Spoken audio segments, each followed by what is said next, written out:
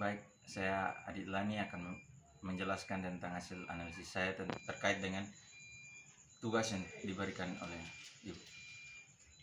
Baik, yang pertama, identifikasi kelemahan dan efektivitas pengendalian internal.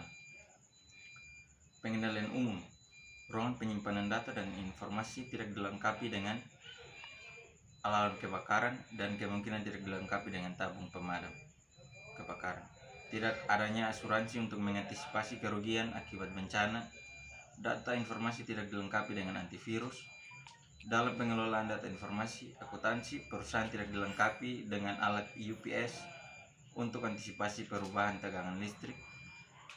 Kemungkinan ruangan komputer tidak dilengkapi dengan kamera pengintai untuk antisipasi adanya penyusup. Kemudian berikut pengendalian aplikasi input.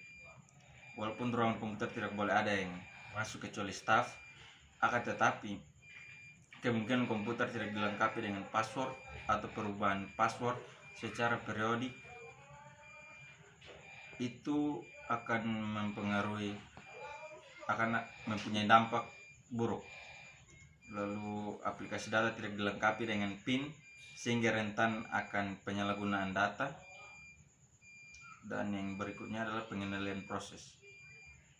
Yang pertama itu bagian penjualan. Pada praktik yang sehat, suatu sistem akuntansi, suatu bagian diberikan batasan terhadap kegiatan yang dilakukannya. Pada bagian penjualan hanya memiliki wewenang sampai batas input, dan yang bertugas melakukan edit adalah bagian lain yang berada di bawah kontrol bagian lain. Jika hal ini tetap dilanjutkan, wewenang edit yang dimiliki bagian penjualan bisa disalahgunakan. Yang berikut bagian operator. Tidak ada kontrol terhadap bagian TI, padahal untuk satu sistem penjualan, bagian ini memiliki pekerjaan yang sangat banyak. 3. Bagian TI seharusnya tidak memiliki kewajiban untuk melakukan pemutakhiran.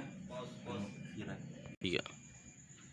Bagian TI seharusnya tidak memiliki kewajiban untuk melakukan pemutakhiran buku besar penjualan, karena yang memiliki tanggung jawab untuk buku besar adalah bagian akuntansi. Dasar pemutakhiran buku besar penjualan atau penjurnalan yang ada terlalu sedikit.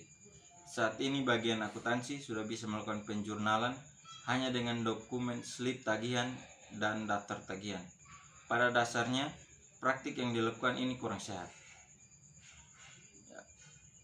Lalu praktik yang sehat. Masing-masing bagian memiliki wewenang yang tidak seharusnya dikerjakan oleh bagian tersebut seperti yang telah dijelaskan di atas. Pengendalian output. Setiap laporan keuangan, penjualan, dan dokumen sumber tidak disimpan dalam bentuk hard copy, tetapi hanya disimpan dalam bentuk soft copy. Yang berikutnya adalah identifikasi what can go wrong terhadap kelemahan yang teridentifikasi tersebut.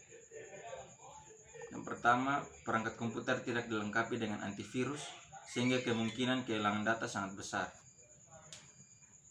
Lalu semua proses penjualan diproses semuanya oleh bagian komputer. Kesalahan ini sulit untuk diketahui karena bagian lain menerima data setelah diolah bagian komputer. Yang berikutnya adalah risiko salah saji material. Yang pertama itu kelengkapan. Risiko salah sajinya adalah memastikan bahwa semua penjualan sudah dibuat faktur, seluruh penjualan telah dibukukan ke dalam daftar penjualan dan buku besar. Yang berikutnya adalah keberadaan.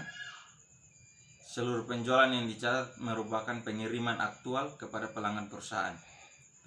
Yang berikutnya memastikan faktur penjualan sudah cocok dengan dokumen pengiriman dan order penjualan, dan memastikan seluruh penjualan terjadi pada periode yang tepat. Keakuratan. Memastikan faktur penjualan telah disiapkan dengan benar. Yang terakhir, memastikan bahwa penjualan kredit sudah diinput pada daftar piutang. Sekian penjelasan dari saya. Terima kasih banyak.